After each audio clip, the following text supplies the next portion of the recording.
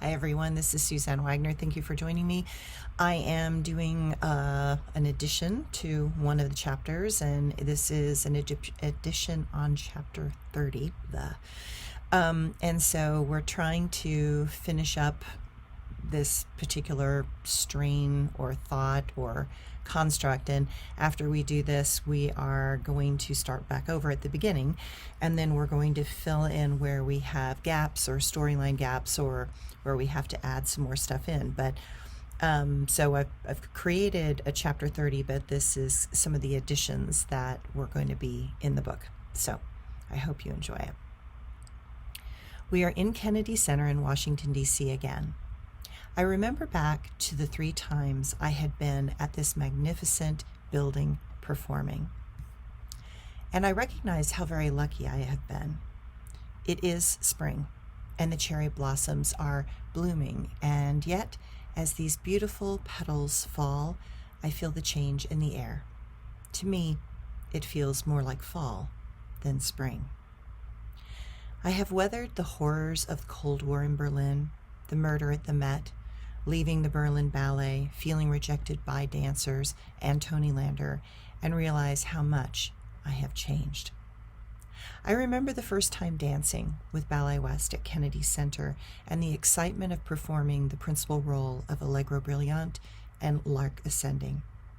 I remember the torture of being left out of Abdullah and Tony Lander's death 5 days after these momentous performances.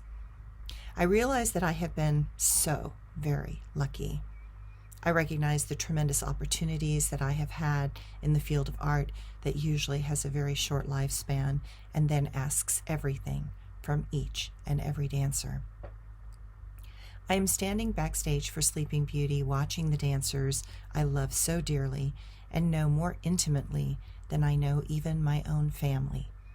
And I am so very proud of them all. I see the endless drive of each dancer to find some sort of perfection. I feel their heart and the intention. I see the sweat coming off their faces, and I can smell the hard work and endless hours of effort. I reflect on the fact that I am once again on the stage, but the feeling is now nostalgic rather than euphoric. I reflect on the hard year this has been, and I know that the time is coming for me to leave ballet. I know it is the right thing to do, but how does one change out of this type of career that has possessed my heart and soul since I was 5 years old? I know that I don't know how to walk away. I know that I'm going to have to walk away. And I know that after this, life will never be the same.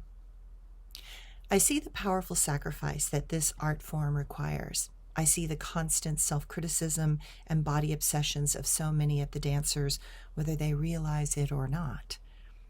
As dancers, we learn to keep certain negative perceptions at bay because they conflict with finding the courage to go out in front of an audience and take the tremendous risks that ballet requires. Dancers are disciples of internal self-control and focus. It is in our makeup, and it gives us what we need to keep going.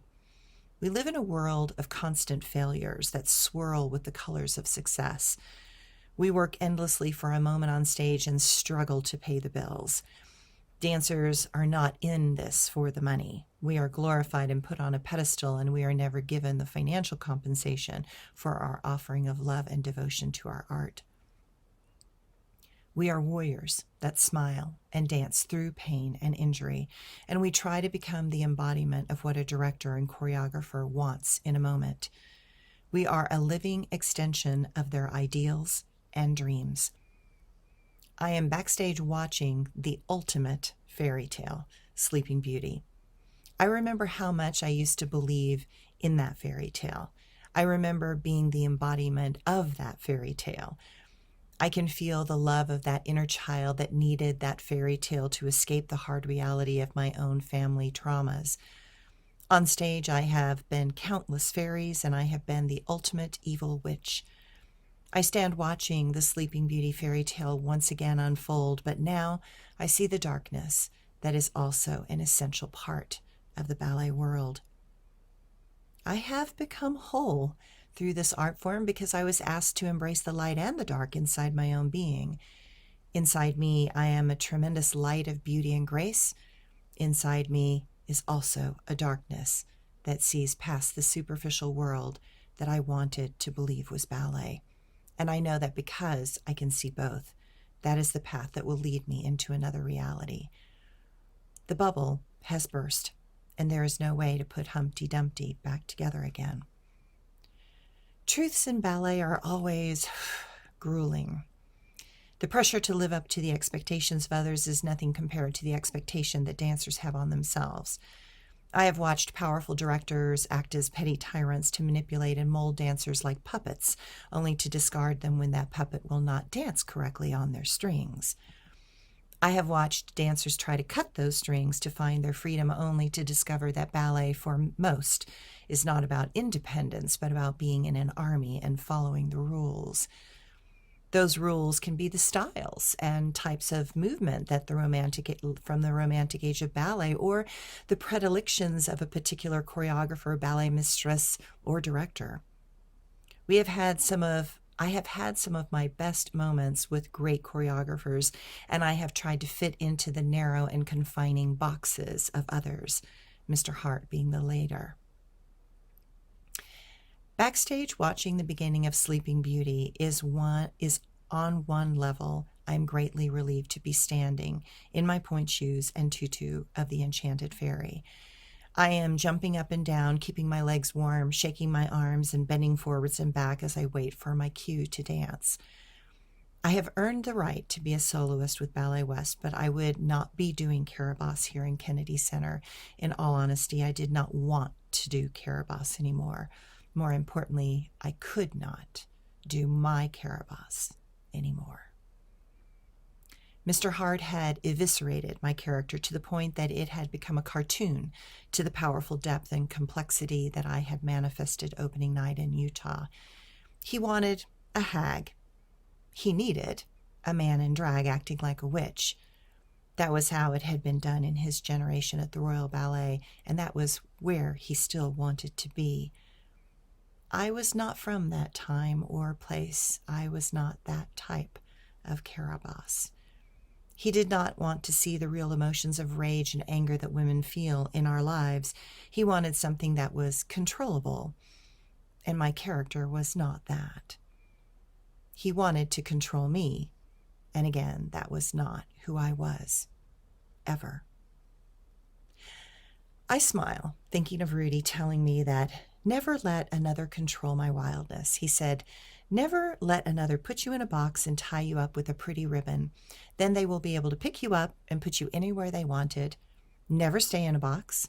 Fight to get out of any boxes. That is what is real art. Art requires freedom and creative expression.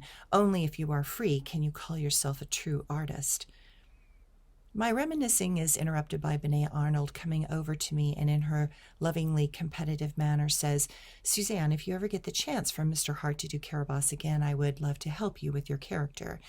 You just do not understand the nature of this character, but I am sure with my help, you could see what it is really all about.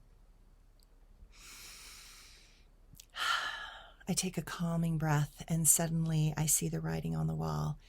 It is once again clear that I am not the type of dancer or the character that Mr. Hart wants, nor am I willing to fit into this tiny box for him.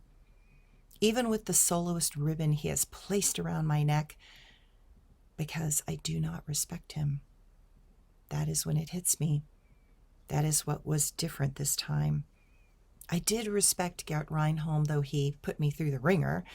I did greatly respect Bruce Marks, and because of that, I would bend over backwards for him in any way that I could. He gave me the artistic freedom. He gave me the enthusiasm and excitement that was part of my American spirit.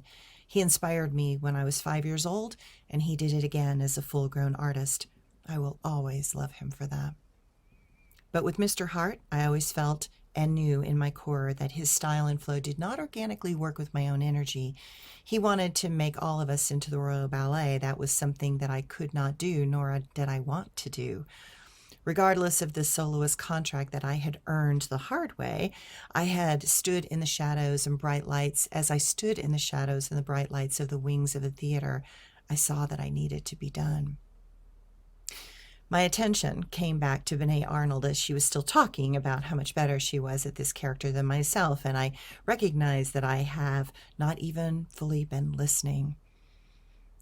When anyone speaks from their ego, the conversation is instantly boring to me, and it makes me space out. I know that Benet is, in her way, being kind, and so I smile and compliment her on being such a historically accurate Carabosse, and that I appreciate her kind offer more than she knows. I watch her walk away triumphantly, as I know that she needs to feel special, much more than myself. I recognize that there is no point in trying to change her mind. It is clear that she could not see past her own bubble and her illusions of this character. But I think that is to be expected. Mr. Hart and Benet are from the same generation. They are in that same bubble from the past, and they are both trying to relive their glory days once again. I cannot fault them for wanting those precious moments. Rudy taught me that there are those that can never quit ballet. After all, he was one of them. There are dancers that can never retire, and I knew that I was not one of them. I could feel that I was different and that I was not going to be one of those dancers that lingers in the shadows, grasping for the dwindling limelight and never really wanting to leave. I knew inside me there was something else that was much more important to me that needed to be done, and while I would forever be a ballerina, the stages would have to change, and me with it. Ballet is a type of perfectionism that constantly changes with the people, the choreography, and the direction that the company is taking. In this moment, the company was changing in a direction that I did not want to follow. I go out for my solo and dance the Enchanted Forest Fairy without fanfare, but with eloquence and grace. As I go off stage after the first act of Sleeping Beauty, I am pondering about how the fact that Benet came up to speak to me right before my entrance for my solo, and how that was a very subtle level of sabotage that only another dancer really understands. Fortunately, I was not flustered by her timing, but it only made me more observational and contemplative. As I was heading backstage to the dressing room, I am accosted by a furious Mr. Hart, grabbing my arm and twisting me around to face him. I think to myself, now what? Mr. Hart is flushed, red-faced, outraged, and livid. He says to me in a commanding tone, "You need to go into all the dressing rooms and tell those dancers to get their shit together. They are embarrassing me out there. They are making me a laughingstock. I won't have it. You go in there and tell them that I expect more from them than this flimsy excuse for a performance. Where is the elegance? Where is the pristine footwork? Honestly, I don't know how I trusted them to be good enough to showcase this ballet. Go on. Get in there and tell them to shape up before it's too late." At this point, I have had just about enough. In fact, I am sure I have had enough. Why is he choosing me to do this? This is not my job. I am not an administrator in this company. I am a dancer.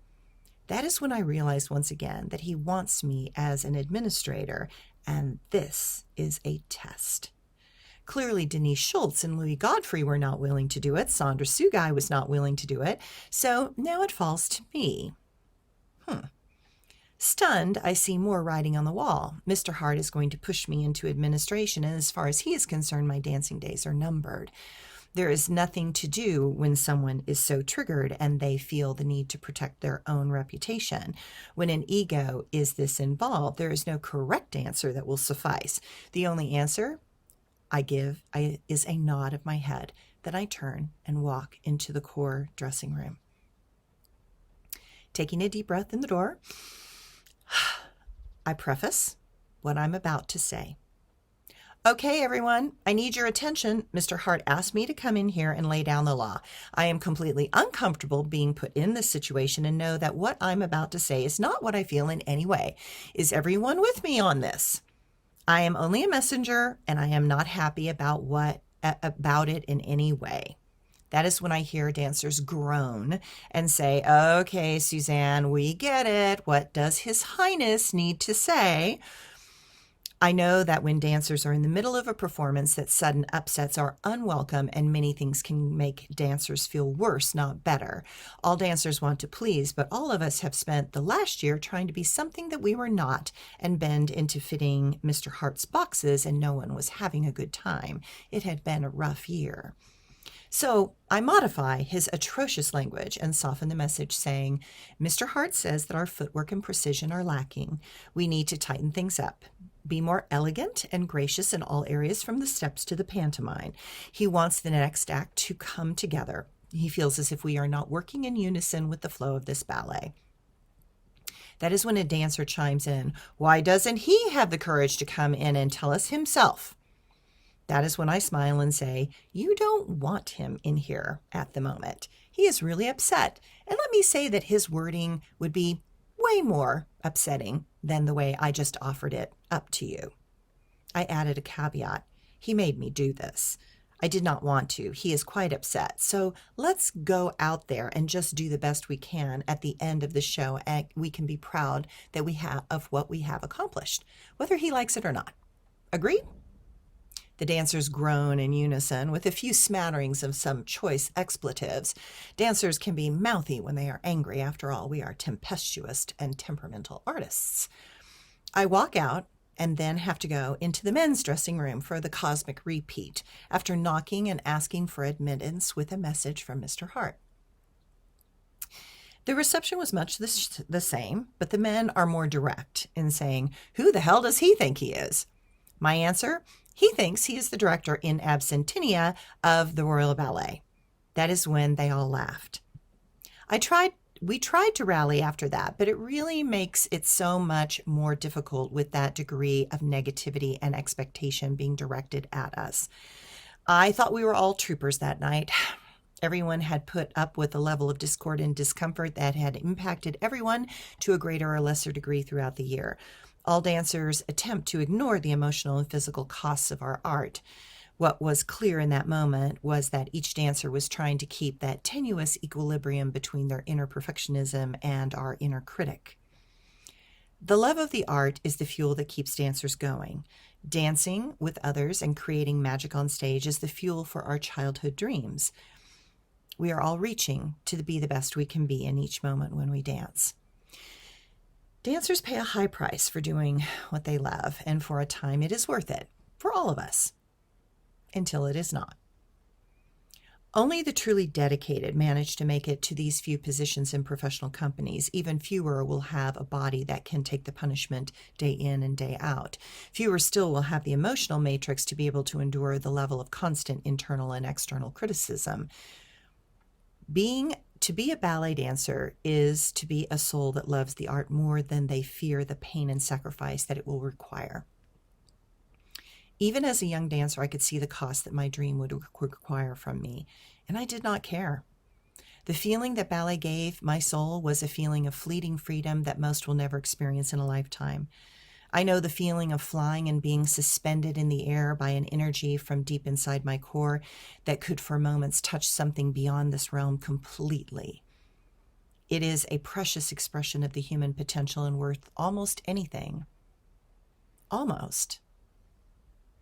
That day at Kennedy Center was the day that I knew I was complete with this incredible journey to be a ballet dancer. While I was not a person that many will remember, it does not matter, because the only thing that mattered was the dance. I did not dance for others. I danced because ballet expressed a part of my heart that could not find an expression any other way. I danced to show others that they were so much more if they found their expression and courage to try. I danced to remind everyone in the audience that all their emotional expressions are divine if we just fully embrace them. I danced to create a space of permission for everyone to embrace their light, but to also reclaim their own shadow. I hope there are dancers out there that read my book, and I hope that you take away the amazing flights of fantasy that are possible through this amazing art form. I hope my journey inspired you and showed you the truths hidden in the shadows of the theater.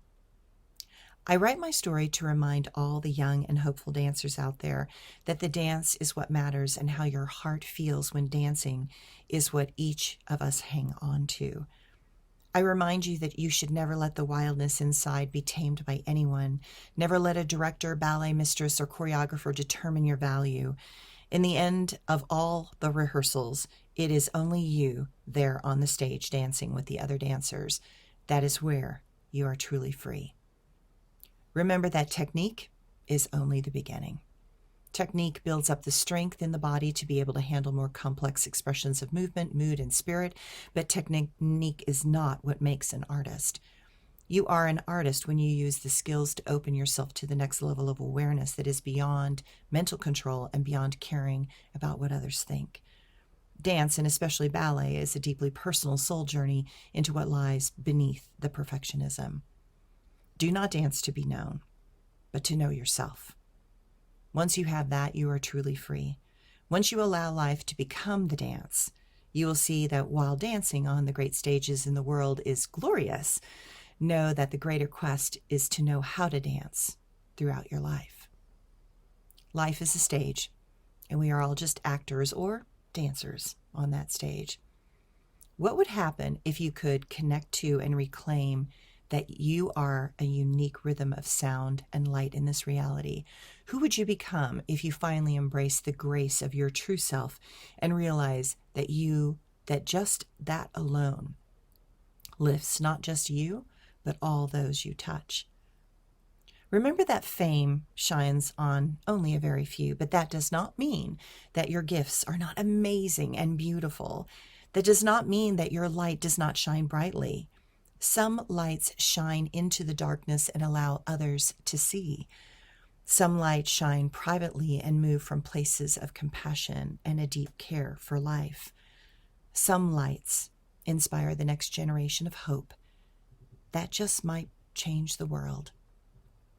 My story is to get each dancer out there to see that much will be asked of you, and you will endure endless criticism. You will experience a lack of appreciation, a lack of financial compensation, and a lack of consideration over and over again. You will wake up every morning stiff and sore. You will be breaking point shoes in late at night when you are nervous and can't sleep. You will feel as if you are starving most of the time, even when you are eating. You will look at yourself in the mirror and not see how amazingly beautiful you are inside and out. You will endure the criticism from critics who were discouraged dancers in their day and now want to show their pretended expertise by criticizing others. And I know that you will see your faults more than your uniqueness.